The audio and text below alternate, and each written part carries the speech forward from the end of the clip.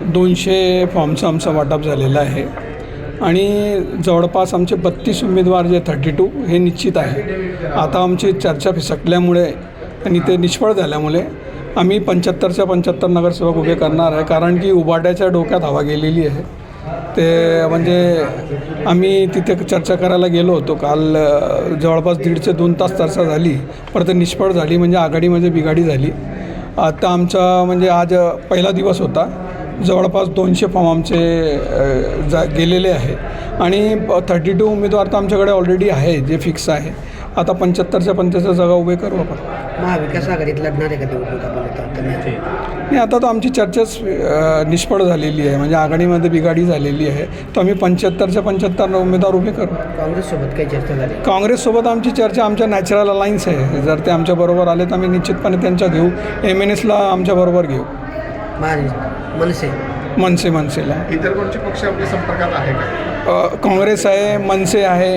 राज्याच्या बाहेरचे? राज्याच्या बाहेरचे नाही. राज्याच्या बाहेरचे नाही. राज्याच्या बाहेरचे आमच्या संपर्कात नाही. आता या ठिकाणी मुलाखती झालेल्या आहेत. एकनाथ खडसे पण येणार मुलाखतीला, ताई पण होत्या. आज नेमकं त्यांच्या अनुपस्थितीमुळे चर्चेला उदाहरण आले. कारण खडसेंनी मुक्तनगरला पण उमेदवार दिले नव्हते. आज या ठिकाणी न आल्यामुळे ते राष्ट्रवादी शरद पवार गटाचं काम करतील का अशी शंका उपस्थित केली जाते. मी जेव्हा आमच्या आजचा जे फिक्स झालेला होता, आमचे समन्वयक जयसिंगराव गायकवाड त्यांनी कार्यक्रम पाठवला होता एक 8 दिवसापूर्वी. मी नाथाभाऊशी 3 दिवसापूर्वी संपर्क साधलेला होता. ते संभाजीनगर औरंगाबादला होते. ते त्यांचा काही तब्येतीचं कारण होता. आज येणार होते आणि आम्ही त्या दिवशी आपले रोहिणीताईशी संपर्क साधला होता. ते मुंबईला आहे आणि नाथाभाऊ आज कोर्टाचा कामात आहे. माझी बोलणी झाली 1-2 तासापूर्वी. ते कोर्टाचं कामात आहे ना, तर निश्चित येणार होते ते. नाही, नाथाभाऊ नाही. रोहिणीताई मुंबईत आहे. ते आमच्याबरोबर आहे सर्व आणि येणार आहे. ते प्रचारला येणार आहे, सभा येणार आहे. आता आमच्याकडे तर संतोष भाऊ आले होते, रवींद्र भैया होते, प्रमोद पाटील होते आणि संतोष भाऊला परदेशवरून फोन आला होता. ईश्वर बाबूजी आम्ही काल भेटलो. आम्ही होतो, अशोक भाऊ लाडवंजारी होते, आमचे महानगरचे मानडीचे अध्यक्ष होते, ते पण होते. ते आमच्या पाठीशी आहे. त्यांची तब्येत बरोबर नसल्यामुळे ते आले नाही आज. ना ते येणार होते. ईश्वर बाबूजी नाथाभाऊची तब्येत पण खराब आहे. मी तर बोललो ना तुम्हाला. आणि आज ते कोर्टाचा एका कामात अडचण अटकलेली आहे. येणार होते.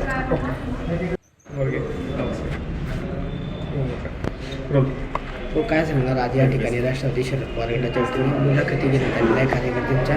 नेमके किती कार्यकर्त्यांच्या मुलाखती झाल्या, किती अर्जांचं वाटप करण्यात आलं, कोणाकोणाची उपस्थिती? या ठिकाणी आम्हाला प्रदेशवरून जो फॉर्म आला होता तो वाटण्यात इथं 200 फॉर्म आतापर्यंत आम्ही वाटलेले आहेत. जे 75च्या 75 जागा ज्या महापालिकेच्या आहेत त्या सर्व जागांवर आम्ही उमेदवारांना फॉर्म दिलेले आहेत. काही फॉर्म आमच्याकडे भरून आले आहेत आणि 2 प्रकारे आम्ही या ठिकाणी मुलाखती घेणार आहे.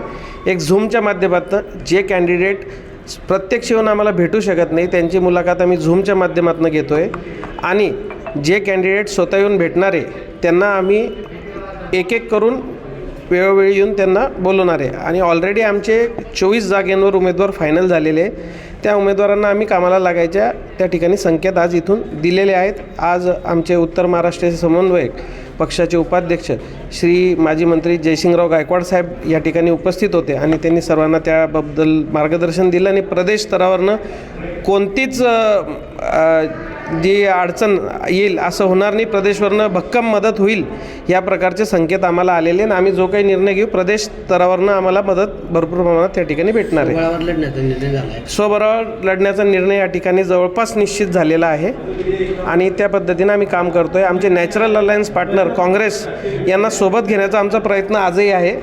त्यांचे जे अध्यक्ष आहेत ते प्रदेशला गेले होते, ते आमच्या संपर्कात आहे आणि आम्हाला खात्री काँग्रेसला आम्ही सन्मानजनक जागा त्या ठिकाणी देऊ आणि त्यांनाही सोबत घेऊ. मनसे जर आमच्यासोबत येत असेल तर त्यांनाही आम्ही घेण्याचा प्रयत्न करू या ठिकाणी.